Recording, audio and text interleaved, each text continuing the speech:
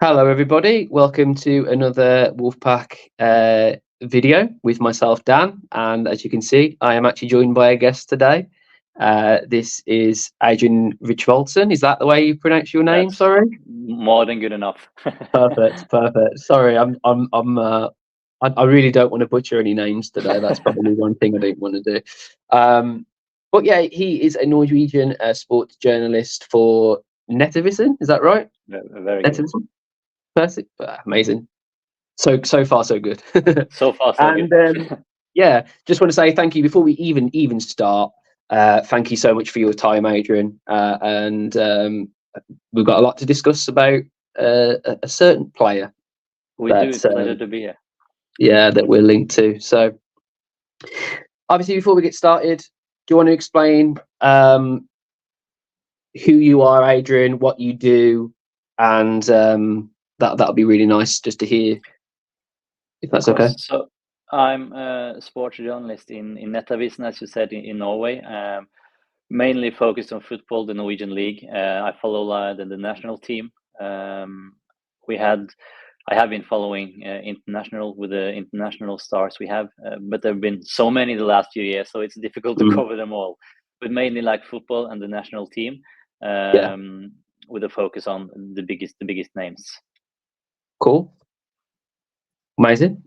So this video, guys, is going to be all about this new signing that is in very close talks at the moment with the player. At the timing of this video, it still talks with the player.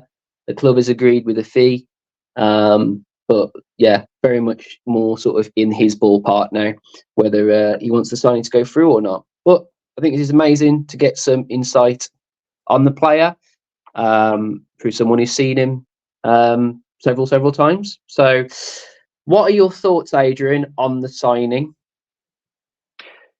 If it goes through, I have to take precautions. But if it goes through, I think it could be a good fit for Wolverhampton. Jørgen Strand Larsen is a big, strong player. His physicality is really good, so I don't think he'll be needing that much time to adapt to the Premier League. I think that will be straight into it. He's really good at shielding the ball, good finisher, very clinical inside the penalty area. Somehow you can compare him to Raul Jimenez before he had his injury. Quite similar, quite a few similarities. So I think it'll be a good fit, but you never know. But he has like the ability to be a good player in this Wolves team. Amazing. And as you said there, obviously the similarities to players that we've had of old, Raul Jimenez. That is a really nice to hear, really, from a Wolves fan, because obviously the tragic injury that was caused against him in the Arsenal game, which left him, fighting for his life, basically. We all knew he'd come back because he's that kind of player, but unfortunately, we just never saw the same Raul Jimenez after that. And we've just not been able to replace him, to be fair, Adrian. We've just not been able to find that style of player. So hearing you say that that's what we're, likely going to get, maybe not at first. He's got to warm up to the English league. He's got to warm up to that style of play that Gary O'Neill wants us to play and stuff. But from what I've seen from clips online and everything, I'm really excited about this one, because it just seems to me like he's that out and out number 9 that we've been crying out for, really. And what maybe you haven't seen, like on the typical YouTube clips and the tweets on Twitter, his work rate are really good. He's so hardworking. Even though he's a number 9 striker, he's a team player. He runs a lot, so his work rate is quite good. So he's not a luxury player in the number 9 position. Fantastic. So, in terms, have you seen much of Wolves this season, or last season rather? Quite a bit. So I know Cunha and the players you have that could be like fitting with Jørgen Strand Larsen. So that's why I think with Pedro Neto, maybe so far, he could be a good provider for Jørgen Strand Larsen as well. And I guess that's why the club wants him as well. I think that's the thing. He's almost like that missing key ingredient that we've been really missing. You watch us last season, we were getting into the right areas. We were creating enough chances. We had enough runners that were able to get into threatening positions, but there was never that player on the end of it that could finish the chances, other than maybe Hwang Chan and Cunha every now and then. But you never could rely on an out and out goal scorer. And I think that's definitely what you're going to get from Jørgen, isn't it? It is, and we're talking about if not when, because things could still happen. Of course. But it's like, nice to speculate at least. Yeah, it is. But yeah, he's that sort of player that you're describing, 100%. So I think that could be it could be a hit, but you never know. Coming to the Premier League, he's never been in England, playing in England. I remember the first time I met him. He was in Norway, because he went to Italy really early. He went to I think it was the Milan youth academy. Went back to Norway, then went out to Netherlands, and from that his career has been like in rocket speed. And somehow he's quite underrated, because in the national team there's one spot at the number 9, and that's sealed with Erling Braut Haaland. So he's somehow in the shadow, but he's okay with it. He plays wide sometimes, and he knows that his chance as a number 9 for the Norwegian national team will come when Erling Braut Haaland doesn't play. But he's been doing really good for the national team, also, even though he's played in a position that maybe isn't his favorite one. Yeah, wonderful. It's nice to hear as well that obviously you've met him. What kind of person is he? He's a very hardworking. I'm guessing as an out and out number 9, you've got to be a very hardworking player, especially on the training pitch. Yeah, he's a really great guy. He's a humble guy. He greets everyone. He's not like he's not a prima donna at all. He is really humble. So down to earth guy. Good values. So like the human being wouldn't have any problem fitting into a new club. Yeah, lovely. And obviously he's a Norwegian international player as well. What's his sort of standing at the moment in the international team? He's sealed as one of the strikers in the national team. It's Jørgen Strand Larsen, it's Erling Braut Haaland, as everybody know, and there's Alexander Sørloth, who almost went to go and be the top scorer in La Liga. So these 3 are like sealed as the strikers, and the challenge for Ståle Solbakken in the national team is that he's playing with one central striker. So Sørloth and Strand Larsen has to adapt, but they're used to that, because no one's taking that place from Erling Braut Haaland anyways. Of course, yeah. And on the subject of Erling Haaland, obviously he's a fantastic player. We've seen him for Man City, absolutely scoring goals for fun and everything. Is he sort of similar to that sort of caliber of player? Obviously not of the star quality of him, because obviously probably could be. There's a ceiling on every player. But do you see quite like similar qualities in him and Erling? It's difficult to compare anyone to Erling Braut Haaland, of course. He's unique. But yeah, they're big, tall, they're big, strong, good at shielding the ball. Maybe that's the thing. Strand Larsen could be even better than Haaland, to shield the ball, keep the defender behind him. Good finishers, both of them. So yeah, obviously there are some similarities, but at the same time they're different. Definitely. And I think what you're saying there, I think that was one of my favourite things when I was watching the clips about him, was that his hold-up play was very, very good. It seems to be a very strong presence, kind of a bit of a nuisance in terms of like defenders that are defending against him and everything. He seems to have his back towards goal, playing off the shoulder. Is that sort of more his game, really, rather than... Yeah, he's really good at it. Yeah, that's one of his main characters, I would say. Yeah, wonderful. And what about his play from a set piece? Is he a threat from set pieces? Yeah, he is, obviously, because of his height, his strength. But I think like the thing he's best at is getting into positions from crosses. And be like a fox in the box in open play, I would say is more of a strength. And this is a bit of a hard question to answer, obviously, because probably not seen a load of Wolves, but in terms of fitting into this Wolves team, what kind of formation would you prefer? Would you prefer like a 10 behind him, or would you prefer like him being in a front three with some midfielders behind to cover? As far as I know, he's been connecting really good with Iago Aspas at Celta Vigo, and I think he has been playing quite a free role as a playmaker. So it might be good with Cunha maybe as the playmaker, and then That's you have what we've been thinking, yeah. With Neto, especially at the wing, feeding crosses. So that could be a good setup if the transfer goes through. Of course, yeah. It's all in speculation, but it's nice to know that this isn't a player that wouldn't fit into the current Wolves team. It's very much a player that, you know, it's one we've been missing, and it was one that would fit in very well with how we were trying to play last season. And I just think it's so annoying because this is the kind of player that I feel like we've been after for a very long time. And I think that there's been some games where you've been absolutely crying out for a Jørgen.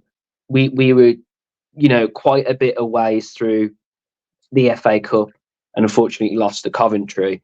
And I really do put that down to the fact that we just didn't have enough up top to be able to put goals away and everything. And a player like this would have just made that just such an easier experience for everybody involved. It was just it's just a bit of a nightmare at the moment with our front three or four or whatever you'd call them.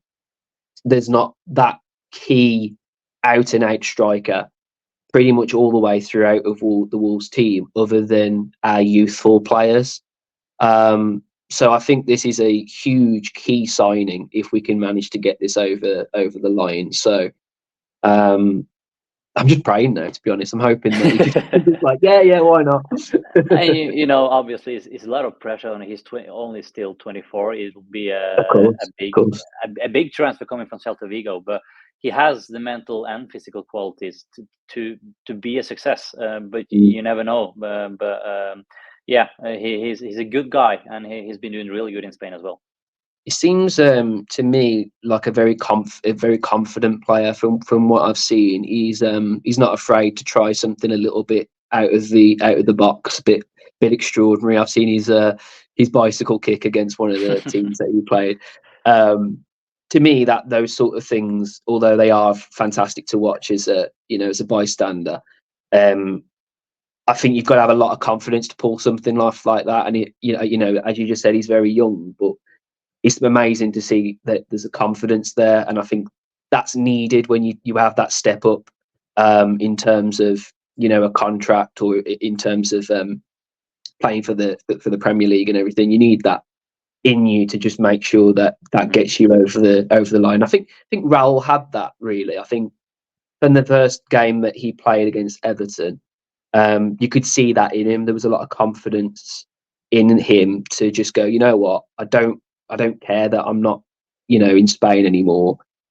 It's still football, and I'm just going to do my best. And that's what I'm really hoping. If this signing goes ahead, that's what I'm hoping from Jørgen. I hope that he's that kind of player that's just like takes it in his stride, works super hard, and just goes for it. And yeah, I really, really, really hope it all goes to plan.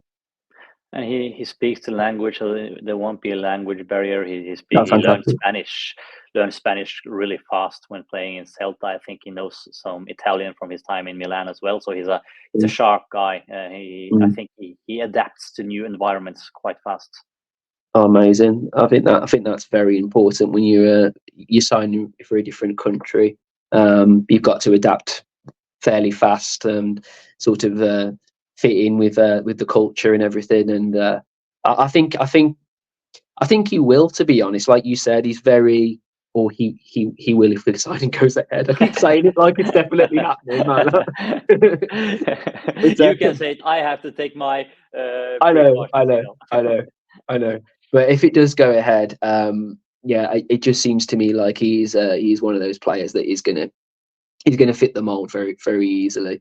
And yeah, very, very happy.